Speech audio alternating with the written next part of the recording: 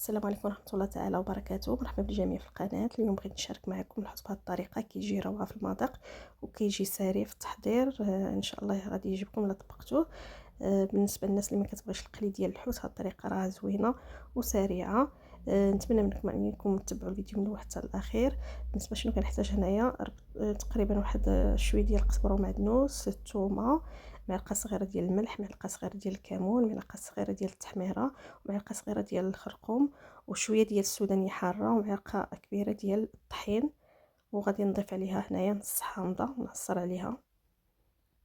نضفت الزيت النباتيه شويه وشويه ديال الماء، وغادي نطحن هذا الخليط كامل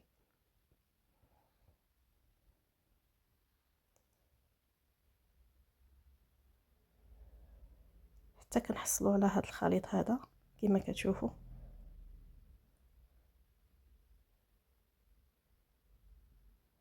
هنا عندي حوت ديال الماكريل، كيجي زوين حتى هو بهذه الطريقه. ممكن تستعملوا اي نوع من الحوت نتوما. كما قلت لكم، الناس اللي ما كتبغيش القلي دير هذه الطريقه هذه زوينه كتجي. كما كتشوفوا انا داك الطريفات ديال الحوت قطعتهم، كانوا عندي غير 3 ديال الحوتات قطعتهم، يعني عطاوني 6 ديال الطروفه. هنا درتهم في هذا الخليط هذا وغنديرهم في واحد الطبيصيل. ممكن تخليو نتوما الخليط ديالكم في الثلاجه فوقاش ما بغيتو تحتاجوه. صافي كندير داك الطريفات ديال الحوت ديال الماكريل هكذا،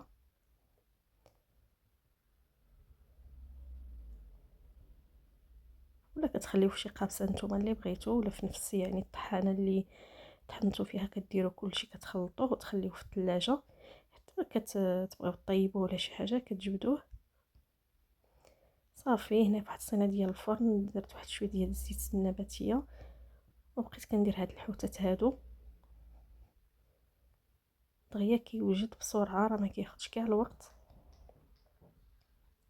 وغادي ندخلو الفرن اللي شعلته على 200 درجه، شعلت عليه من الفوق ومن التحت. هنا عندي دنجال انا غادي نقطعوه هكا،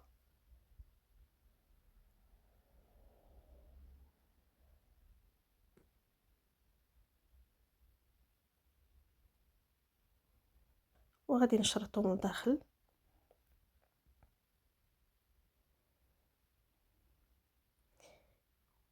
كما كتشوفوا في الفيديو هكذا شريطات جانبيين.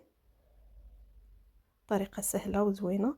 في صينيه الفرن كندير شويه ديال الزيت النباتيه وكنبقى ندهن هكذا من الفوق من الجانبين، وكندير شويه ديال الملحه وكندخلهم للفران مع داك الحوت حتى هما. هنايا عندي المعدنوس مقطع في واحد الزلافه، درت شويه ديال الملحه، شويه ديال الابزار، وشويه ديال التحمير هذا ماشي التحميره، درت السودانيه حاره، وشويه ديال زيت الزيتون وصافي. هنايا من طاب داك الدنجال تحمر من الفوق ومن التحت، غادي نضيف هذا المعدنوس اللي درنا بهذه الطريقه هذه. هنا بالنسبه للدنجال راه طاب واحد النص طيبه تقريبا مزيان، وغادي ندخلو يتحمر كما كتشوفوا. صافي غير يتحمر بحال هكذا داك الخلطه ونخرجوه. شوفوا كيفاش كيجي محمر، كيجي غزال وكيجي لذيذ في المذاق وسهل في التحضير، ما كيشدش بزاف ديال الوقت.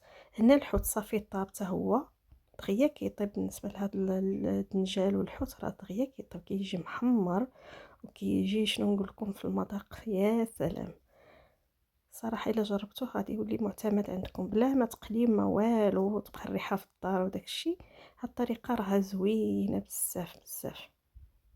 الفران شالو على 200 درجه ومن الفوق ومن التحت. هنا في طبق التقديم درت هنايا الشلاطه كما كتشوفوا، وغادي نحط هذا الحوت هذا.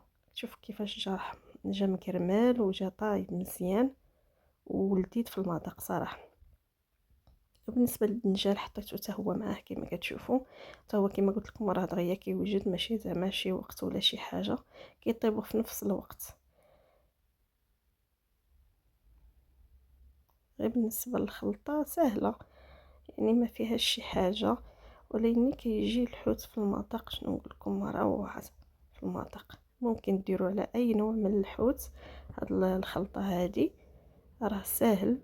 كما قلت لكم الناس اللي ما كتبغيش القلي، واللي الناس اللي عندها الحساسيه من القلي، واللي ما يعني تستعمل هاد الطريقه هذه في اي نوع من الحوت، راه كيجي لذيذ بزاف بزاف بزاف.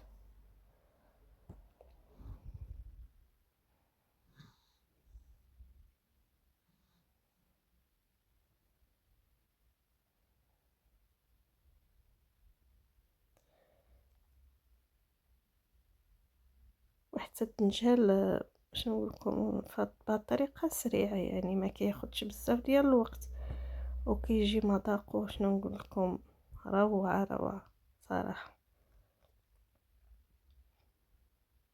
نتمنى يعجبكم هاد الطبق هذا اخواني اخواتي. كما غتشوفوا من الداخل الحوت انا نقطعو، شوف كيفاش داير دغيا كيطيب وكيجي زوين ورطب، ما كيجيش ناشف نهائيا كما شفتوا الشوك كيتحيد غير بوحدو. نتمنى منكم اخواني اخواتي الا عجبتكم هذه الوصفه هذه ضغطوا على زر لايك واشتركوا في القناه وفعلوا زر الجرس، ودائما مع وصفات لي سهله وفي متناول الجميع.